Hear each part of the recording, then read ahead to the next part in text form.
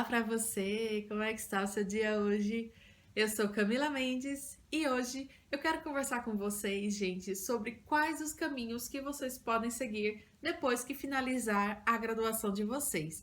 E também, né, claro, para as pessoas aí que já estão trabalhando ou que já ou finalizaram há pouco tempo a graduação, quais são as opções, né? Quais caminhos formativos você pode seguir na sua carreira profissional. Então vamos conversar um pouco sobre isso.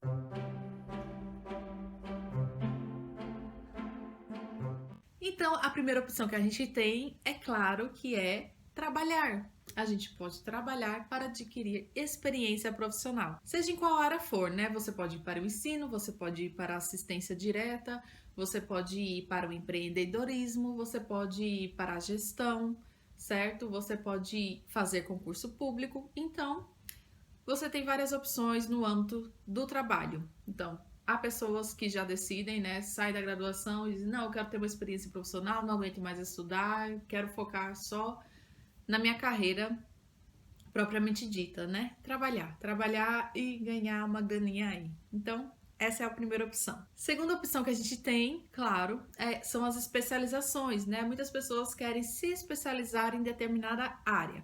E quando eu falo em especialização, eu falo daqueles cursos, né, que muitas vezes acontecem em finais de semana, pode ser uma especialização EAD ou no turno da noite, que as pessoas pagam por ela normalmente. E também, né, existem as especializações gratuitas, principalmente para aqueles que estão trabalhando no SUS. Nós temos, por exemplo, algumas especializações que são oferecidas pelo AvaSUS, não sei se vocês conhecem, né, que é uma plataforma de cursos online criada com a parceria do Rio Grande do Norte junto com o Ministério da Saúde. E só lembrando, né, que essas especializações elas têm que ter no mínimo uma carga horária de 360 horas, certo, gente? Isso é muito importante porque senão a sua especialização não é validada pelo MEC e não vai ser considerada, né, em seleções para o mestrado, doutorado, para concurso público, qualquer seleção que você for tentar. Afinal, essa não é uma especialização que está de acordo com a legislação brasileira. O terceiro caminho que a gente pode seguir, né, ainda nessa vertente da carreira profissional, da experiência prática, né, de especializações, mais no sentido de você adquirir experiência e se especializar naquela área específica, por exemplo, emergência, saúde da família, saúde da mulher, obstetrícia, enfim. Nós temos as residências em saúde. As residências, elas são consideradas as especialização ouro, certo? Se você puder fazer uma residência, né? Se for a sua opção adquirir alguma experiência profissional, tente fazer uma residência. Então, a residência é uma especialização onde o profissional, né? O estudante, o residente, vai ter uma experiência prática, certo? Vai atuar no serviço juntamente com uma discussão teórica. E quando ele atuar no serviço, ele vai ser, claro, acompanhado por um preceptor e um tutor da instituição de ensino, pelo menos deveria, né? Quando a gente fala em residência multiprofissional de saúde, as residências elas têm que ter no mínimo uma carga horária de 5.760 horas. E isso equivale, né, pode ser distribuído aí no período de 2 anos, se estendendo se a pessoa entrar em alguma licença, né, por exemplo, licença maternidade, aí tudo bem. Mas a carga horária permanece a mesma, certo? E nessa carga horária, o residente ele vai pagar 80% das suas atividades na experiência prática, né, no cotidiano de serviço, e 20% será apenas teoria. As residências são as especializações que são mais reconhecidas, são as preferíveis. Então, beleza, já vimos sobre trabalho, já vimos sobre a especialização e a residência. Um outro caminho que você pode seguir, né, que você pode escolher, é fazer um mestrado acadêmico. O mestrado acadêmico é pensado para aquelas pessoas que desejam, que sonham em seguir uma carreira na academia, né, nas universidades, como professores, pesquisadores. Então, o mestrado é a primeira etapa de formação do pesquisador, certo? Se concluindo com o doutorado. Então, no mestrado acadêmico, você vai ter essencialmente aulas de aprofundamento teórico, que irá te preparar para a pesquisa, né, para a sua elaboração de uma dissertação, que nada mais é a elaboração de um projeto de pesquisa, o qual você tem que qualificar, e a realização dessa pesquisa com a finalização, né, com a escrita da dissertação, que é onde você vai apresentar os seus resultados e discussão, toda a sua pesquisa, e vai apresentar para uma banca para adquirir o título de mestre. Normalmente, né, a duração do mestrado é de 2 anos, podendo se estender também caso aconteça alguma necessidade, como por exemplo nessa pandemia, né? As pessoas que estão no mestrado e no doutorado, elas têm o direito, né, pela CAPES, um direito assegurado, de estender em 6 meses o seu prazo de defesa da dissertação. Para quem estuda na USP, a USP aumentou esse prazo para 1 ano. Então, isso já ajuda demais, né, para aqueles que estão trabalhando aí nessa pandemia. A outra opção que nós podemos seguir é o mestrado profissional. Existem 2 tipos de mestrado, tá? O acadêmico, que eu falei agora para vocês, e o profissional. Qual a diferença entre os dois, né? Muita gente fica confuso, não sabe qual escolher, enfim. Eu já fiz um vídeo sobre isso, tá? Se você quiser, pode clicar aqui no card, mas essencialmente o mestrado profissional ele foi pensado para aquelas pessoas que estão atuando em serviço e querem fazer uma formação de pesquisa. Então, você está lá trabalhando no seu dia a dia de trabalho e deseja ter uma formação voltada para a pesquisa. Então, o mestrado profissional foi criado para aumentar a qualidade da assistência, né? Porque a partir do momento que a gente traz formações continuadas, né, para os nossos profissionais, atualizações, especializações, aperfeiçoamentos, consequentemente, né, isso vai desencadear numa assistência melhor prestada. Pelo menos esse é o objetivo. Então, no mestrado profissional, você irá continuar o seu trabalho, tá? O seu dia a dia, e também fará as aulas do mestrado, e o seu projeto de pesquisa vai ser elaborado pensando em um problema do seu dia a dia de trabalho. Então, é como se fosse um ciclo, né? O mestrado profissional, ele visa isso. Ele visa pegar você que está no dia a dia, que está na realidade do serviço, ajudar você a levantar um problema da sua realidade, né? Aquele problema que meio que impacta a sua atuação e, consequentemente, né, impacta a atuação de vários profissionais que estão em volta, e pode ser um problema comum de vários locais e serviços do restante do Brasil.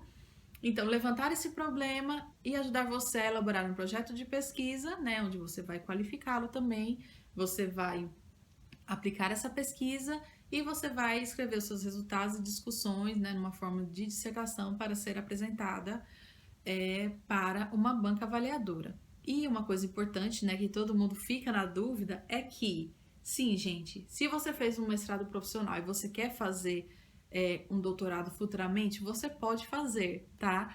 E você não vai ter uma avaliação menor porque o seu mestrado é profissional e do seu concorrente é mestrado acadêmico. Não, os 2 mestrados são avaliados da mesma forma, tá? Então vamos já para a próxima opção, que é justamente o doutorado acadêmico, certo? Eu coloquei ele aqui, né? Não porque você já pode sair da graduação e já entrar nele, mas porque você pode acabar seguindo esse caminho, né? Você pensou, não, quero fazer um mestrado acadêmico para fazer um doutorado. Por quê, gente?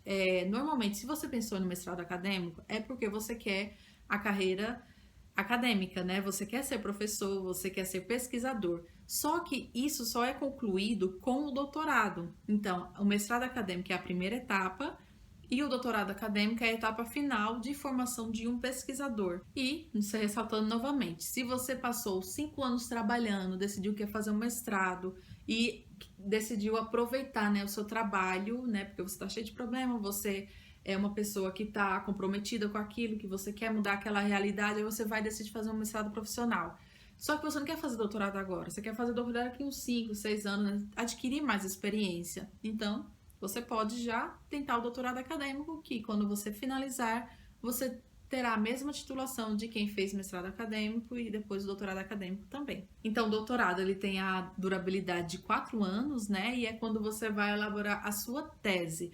É quando normalmente o orientador ele aproxima você mais das atividades dele, né? Por exemplo, ele pode pedir a sua ajuda para elaborar aulas, para acompanhar orientações de alunos de TCC, né, de iniciações científicas, enfim, você se inclui mais nas atividades do orientador.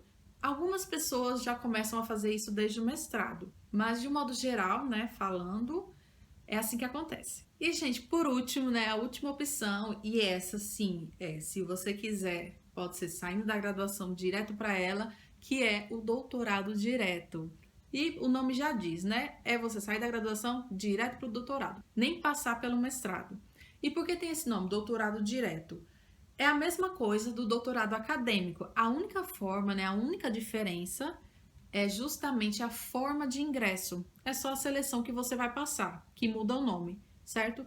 Normalmente, quando abre uma seleção de um programa de pós-graduação, vai ter lá para quem quer fazer mestrado, para quem quer fazer doutorado e para quem quer fazer doutorado direto. No próprio edital, no mesmo edital, é lançada uma seção para doutorado direto. E normalmente, né, as pessoas que desejam fazer o doutorado direto são aquelas pessoas que mais se destacaram na graduação, certo? Essa é, digamos, a condição para você conseguir passar numa seleção de doutorado direto.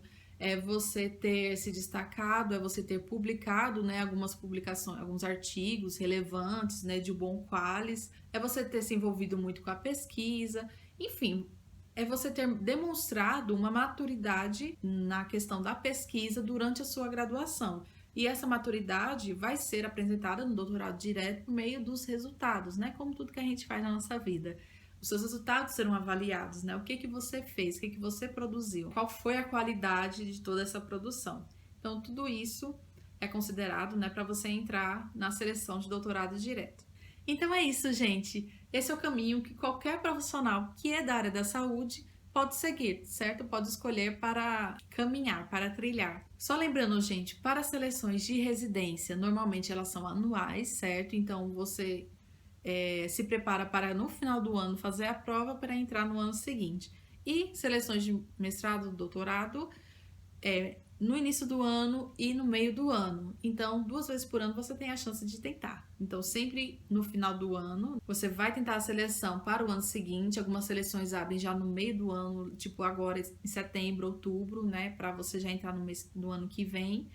E no meio do ano também abre seleção lá para abril, maio, para você entrar em julho ou agosto. E como a especialização é paga, né, você tem que ver aí com a instituição particular que você escolher ou acompanhar as seleções que são abertas de vez em quando, né, no site do AvaSUS, da Fiocruz, que também oferece algumas especializações, enfim, dá para você buscar por essas especializações aí online. Então é isso, comenta aqui embaixo, né, se essas informações te ajudaram, aproveita e já dá o gostei, e se você quiser acompanhar assuntos, né, relacionados à graduação, após, né, experiências aí acadêmicas, pessoais de crescimento profissional, enfim, pode se inscrever aqui no canal que semanalmente eu tô postando aqui conteúdo para vocês.